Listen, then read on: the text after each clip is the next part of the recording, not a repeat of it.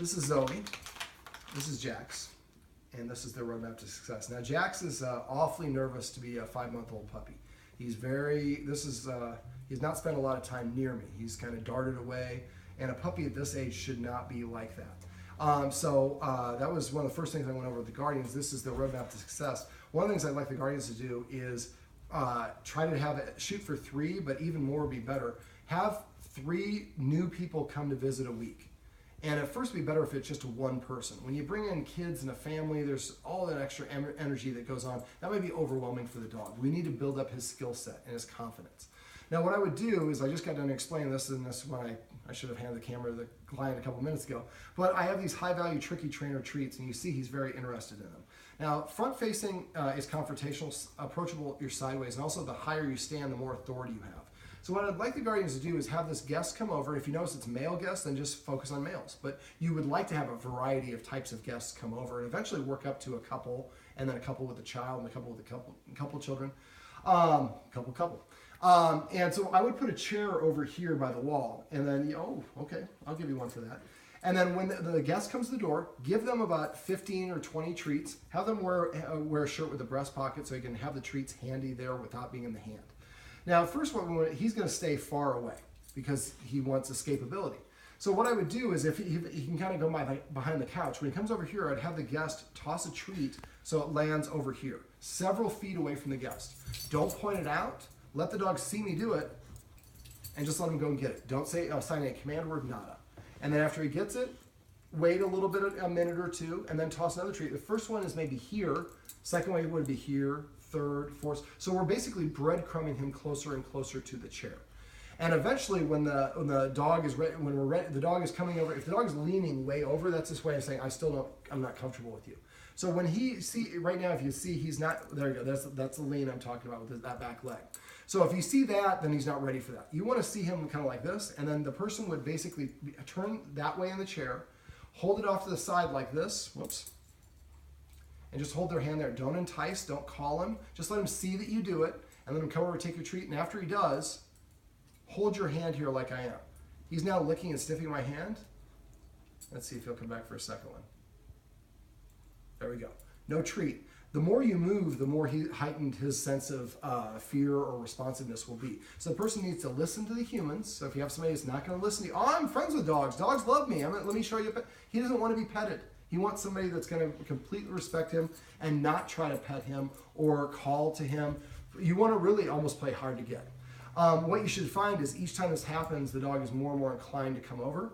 And then eventually the dog will just come right up to people and start to have a positive, and this is what we call a conditioned emotional response. When somebody comes over the house, that means I'm about to get some of the best treats I've ever had. Can we get more visitors, please? Sit. Sit. Now, if I give a command, a lot of times I like to do this with only one treat. I say sit. Whoever sits first gets a treat. Whoever sits second doesn't get a darn thing.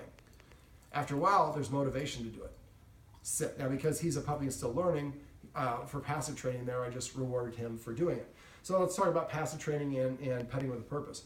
Passive training is simply waiting for your dog to do a desired action or behavior and petting them within a 3-second window and giving it a command word. So she's about to lay, crash. Now, I have treats. I can give her a treat too, but I don't have to. For passive training, I really spend more of my time just petting the dog. So every time the dog comes to you, pet it and say, come. Every time it sits next to you, pet it and say, sit. When it lays down, pet it and say, crash. If it stretches, you can set it, pet it and say, stretch if you want to train it to do that. But you can train your dog to do anything it does on its own by simply rewarding it and then marking it with that command word. Now, if you're going to give a treat, you should give the treat first, and they should hear the command word right after. That's passive training. Petting with a purpose is when the dog, she demand barks. He's starting to demand bark a little bit. Sit, I missed it. That's still within 3 seconds, I think. So if the dog comes and nudges at me or barks at me, scratches at me, jumps up at me, and I pet it, it's telling me what to do, and I'm saying, yes, you are the boss of me. You have more authority than me, and that creates pressure, responsibility, and stress. So what I would like instead to do is give the dog a counter order. Tell it to sit. When it sits, pet it under its chin and say just the word sit or come or down or whatever it is. Don't say multiple words. See if we can get a down out of you. Crash. That's luring into a down, but that's okay.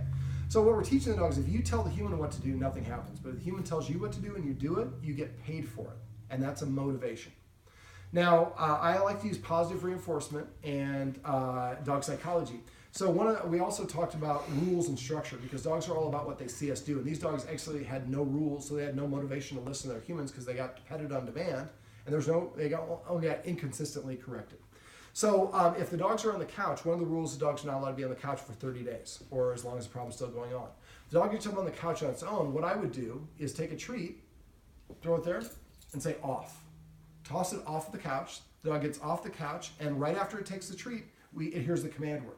Now we're creating a vocabulary, and we're giving the dog a reward, crash, an incentive to get off. If they get off the couch, they get a reward. Now, you don't want to continue doing this if the dog just gets off and then gets back up and then jumps back off. If that's the case, then I would block after that second time. Now, you can do little things. This is not a big thing. I call this contraption-based training. Sit. But dogs don't like tinfoil.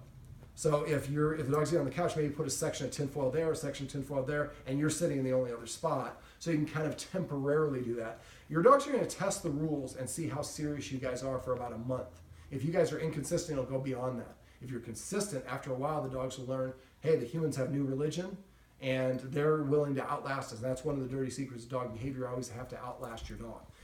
If you let your dog win and it outlasts you, you're training your dog to be defiant. So it's really important even if you're going to be late to work, or if you know that you have to go to work and you have to get the dog in a kennel or something like that, you want to create start doing this process earlier rather than later. That reminds me of the kennel. He does not like his kennel. And so I'm going to talk about this. If I forget to do it in the write-up, please call me or text me, and I will send you a link to a kennel training video. What I would do is the same thing we did for here to teach him to use the dog bed. I would go to the kennel, come up with a new command word, because the command word you're using now probably has a negative association. So what I do is a wire kennel or a plastic kennel?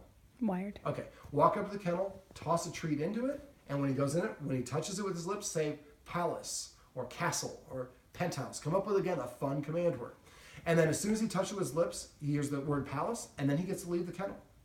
Now, first, if he won't go in the kennel, just drop him in front of the kennel, and at this point, you're not saying anything.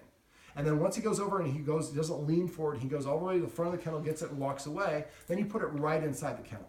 And then you start moving a little bit further back each new treat until eventually they go in there. But if he leans to go in the kennel, be still and keep on practicing this, and don't put him in the kennel until he goes all the way in the back.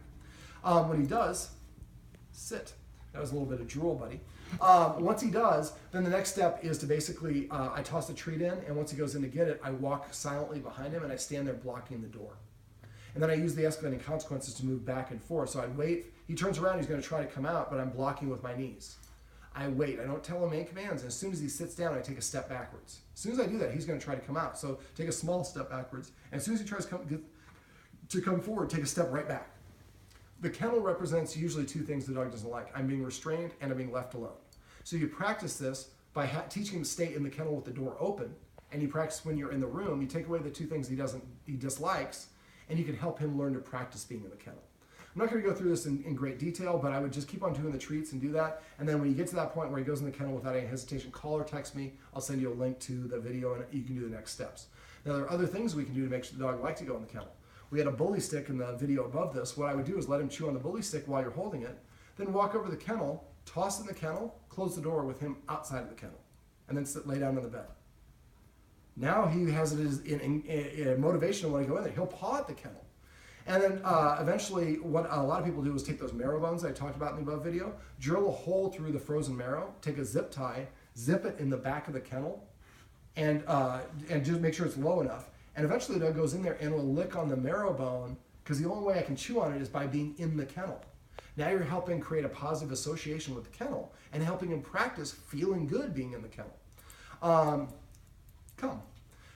So these are both things that can help him feel good about it, and that's why we never want to use the kennel as a negative.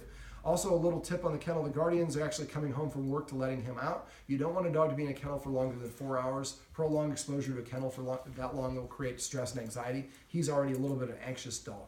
And so we want to get him as much exposure as we can and make sure we don't ever use the kennel as a negative place. That should be his happy, safe place to go. And something else you should do is get a tricky trainer or something like that and put it in the kennel. So every time I go in the kennel, something good happens, I'm going to start going back and circling and checking the kennel, just the same principle that we went over here. Let me see. We went over the escalating consequences to disagree. If you forgot how to do those, message me, and again, I can share a video of those with you. Let me see. We went over potty training.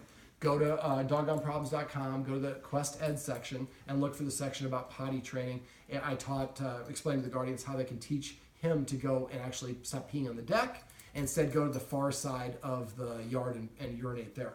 Now, again, to get him to go down the steps, I would do the same sort of thing where we're talking about tossing the treats off the couch. So get a piece of roast beef or something, and again, cut it thick so it's a big chunk. And then basically go, at first you want to go outside, just go to the door. And one of the rules was, again, they have to sit at the door before you let them out. If they don't, then we walk away for 1 minute, next time for 2 minutes, next time for 4 minutes. We double it each time. But for that, what we do is we go to the door. If he doesn't want to go out, because the puppy doesn't always want to go out. I know, I'm telling him right now. And so when you go to the door, if he doesn't want to go out, pull out the treat out of your hand, throw it outside, and say fresco, or yard, or deck, or whatever the word is that you want him to get. So after a while, he's going to be willing to go out there on his own, and then you can start throwing it closer and closer to the stairs. Now this is just to get him to go outside, and after a while he gets to the door and you just open it and he runs out there. But if he's still peeing on the deck, you can teach him to go down the stairs. But again, I would walk to the edge of the stairs, put the treat, the roast beef in front of his nose, and then toss it to the very bottom of the stairs. He'll run down the stairs. When he gets to the bottom, come up with a different word that means in the yard. Now, you keep on doing that where you walk out and toss the treat at first. You have to do that for a couple days. Do it 3 to 5 times a day. Then after a while, before you let him out, go out there, close the door, take the roast beef and put it in the very bottom where he can see it from the top. And then go out there and pretend like you're throwing it. And he'll see it, and he'll run down there and say, again, your command word. And after you've done that enough, now you just walk over and just point. You don't have to pretend, and he'll run down those stairs and get him, and he uses that command word. After a while, he goes out on the deck, and you say the command word, he'll run down the steps, anticipating getting that treat. Now, we have 2 11-year-olds in the house, and so one of the things I recommended was the way that I like to use positive reinforcement for kids. Get a jar or a cup, and each kid put its name on it, and then throughout the day, every time the kid pets with a purpose and tells mommy takes an M&M and puts it in the jar. Every time that they reward the dog for coming for passive training, we do the same thing. If maybe they do something more elaborate, if they pick up some poop, then they get maybe 5 treats or whatever. But we create an incentive for them to do it. And at the end of the day, they go grab those jars, they dump them on their plate, and they count up. I got 23, and you only had 19. And maybe whoever gets, and they can have those candy as a motivator, maybe for dessert or for lunch the next day. Also, we can sometimes come up with a special treat. You get the special piece of pie, or you get to sleep with the dogs, or you get to spend the night at grandma's, or you can go to Sally's, or whatever it is. But now you get the kids motivated to want to do the things that you want, and the things that get them those the rewards are positive reinforcers for the dogs. So the dogs are learning and getting better at their skill set. They're seeing and respecting the humans more because the humans are engaging with them, and they're engaging with them in a positive way.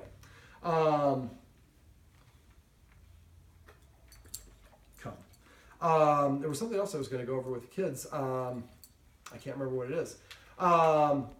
Walking, the dogs both pull on the leash, and both of them are wearing harnesses. I pointed out the harnesses are actually designed for dogs to pull. If the guardians would like, sit.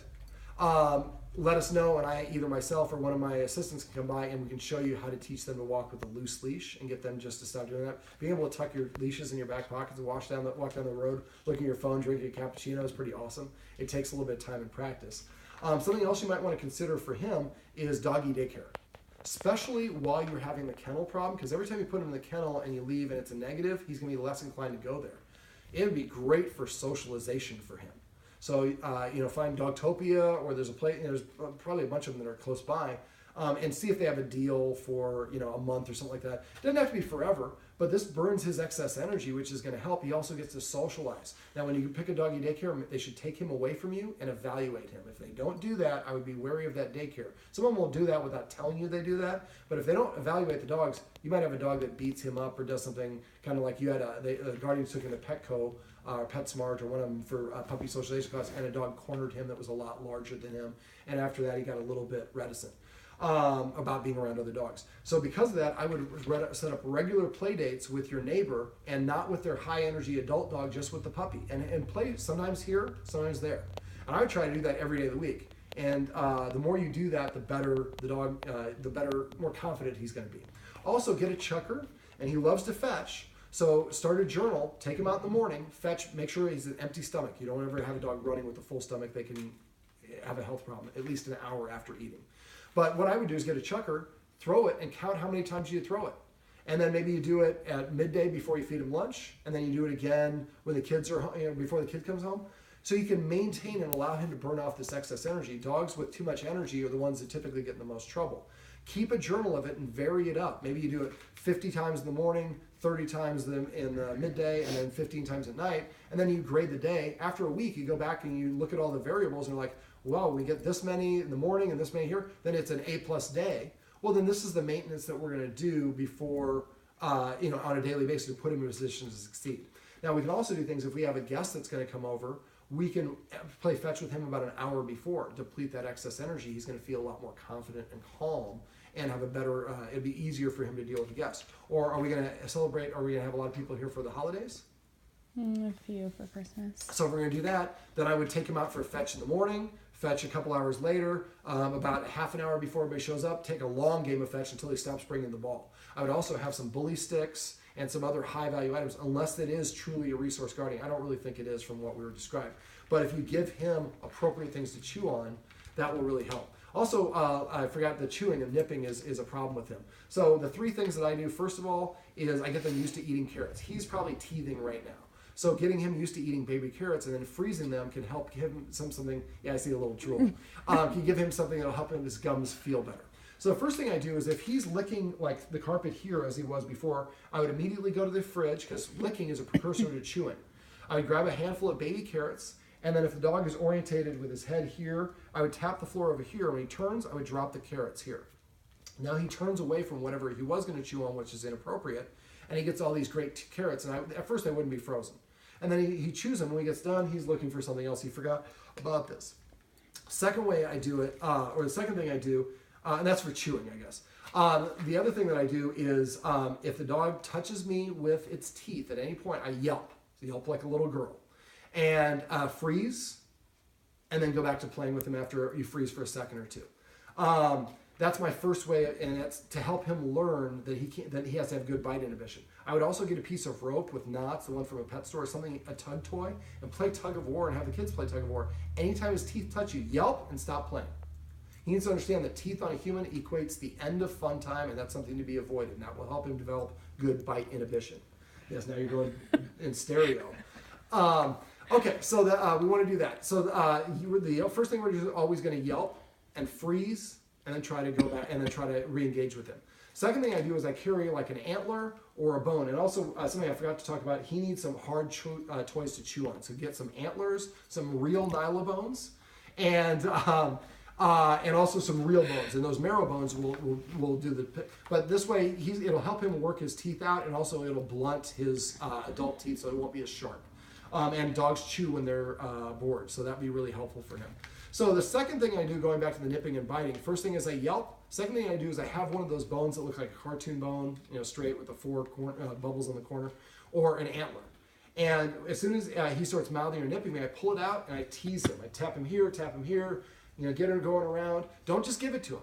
And then let him latch onto it, let him pull it away from you, and then it feels like a trophy. He'll go walk away and he'll go chew and enjoy and savor his trophy. And immediately pick up another one and put it in your back pocket. So you always have one to redirect him. We're trying to redirect him to appropriate things. And then the last thing that I do is if those things don't work and the dog keeps on jumping up and mouthing you, it usually means he needs a nap. So I would take him there and take him into a kennel or a puppy playroom so he gets a nap. Now I forgot to bring those, and I actually sent my assistant an announcement or a reminder. Getting some play toy or some toys to feed the dog out of can really help the dog develop more of a desire to chew on appropriate items. So I have a couple, there's something on a Quest Ed post, it talks about feeding your puppy out of toys to increase their intelligence. I have them linked at the bottom. So I would get a couple of those. Instead of feeding him in his regular bowl, I would feed him out of those. I have one that looks like a golf ball. He has to nudge it just right and a little kibble falls out. Well, why would I chew on the couch? If I chew on the couch, nothing happens. If I chew on this toy, it pays off like a slot machine. So you're giving the dog more of an incentive to chew those things. Now, the thing is, after all the food is gone, make sure you pull that item up because the dog will destroy it because it stops paying out food. And you only do that for feeding time. Now, the other thing that I didn't go over the guardian is dogs eat in the order of their rank. So when the humans are eating, or when it's mealtime, the human who is feeding them should eat something first. I actually put food in the bowls and I don't let them approach the bowl. I eat something first, and then when the first dog, you're going to feed her first because she has more seniority. So while she's eating, he's not allowed to be within 7 feet of her. Now, what you might need to do is feed him in the pantry or set up an easy to define area where you can have her behind you, and it's easy to fend for him. I have a video for this as well, so if you have questions, let me know. So when she's eating, he's not sweating her, because if he's within 7 feet of her, that can try to intimidate her. I want her to feel nice and relaxed, and also help the dog see that you guys are controlling the eating, which is the most important ritual they go through. When she gets done eating, let's say she walks away from her bowl and there's still some food in her bowl, I pick up the bowl and I dump the empty food out of it, I put the empty bowl back down. I want them to always have the bowls on the floor. If you take the whole bowl up, they look as you take it away. But if every time, if we do this, so now every time I walk by the bowl, I notice it's empty, it's empty, it's empty. A lot of people free feed and the dog eats in front of the humans, which gives them the impression they have more authority than the humans. So this way, the dog walks by the bowl, sees it's empty all day long, and then suddenly there's food. And when he's eating, she's not allowed within 7 feet. So he sees that you're comfortable and confident with him. Now for him, is if you can get away with it, if it is resource guarding, then let me know and that I would give you a different adjustment than this. But when he's eating, I would try to touch him in the back as far away from his head as possible while he's eating. And then eventually, if you can touch him and he doesn't like jerk and he keeps on eating, then you kind of pet him a little bit on his butt. And then each meal get a little bit closer towards his head. And so you want to get to the point where the human can go right up to me when I'm eating and I don't have any problems with it. For resource guarding, sometimes if a dog resource guards food, we'll take a long-handled, like a wooden spoon, and I'll put a piece of peanut butter or really hot, like a gravy dog food. When the dog's halfway done eating this food, I walk up, plop that in, and walk away. So when a human approaches, they're not here to take my food, they're going to make my situation better. And we want to make sure the dog feels comfortable so that any human can approach and the dog's fine. Yes, you drilled on my hand, you're going to lick it up? I appreciate that. But you see now, because I gave him space, I didn't try to engage with him. I fed him a ton of treats. I used a lot of patience and I didn't try to engage with him. But because I was playing hard to get, he started coming over to me, and I'm also using really high value training treats. Now remember, these training treats you can get on Amazon. Make sure you burp all the air out of the bag, otherwise they'll be hard as a rock and they won't work as well. If they do, when you take it out, just break it in half, and that way it'll have a little bit of that smell. Now I'm probably forgetting some things. That's okay. If I do, like I said, any of these videos, make sure you let me know, because it's very easy for me to send this to, and I want you to do it, but sometimes I forget by the time I do the write-up.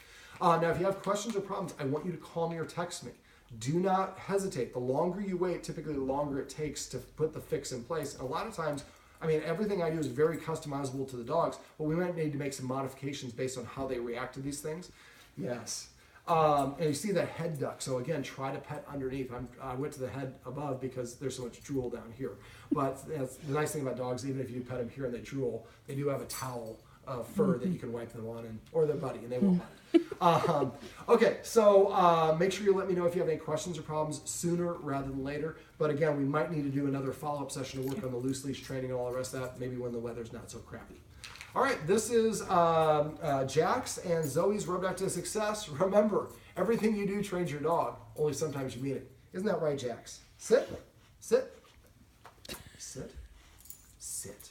That's a good way to end the video.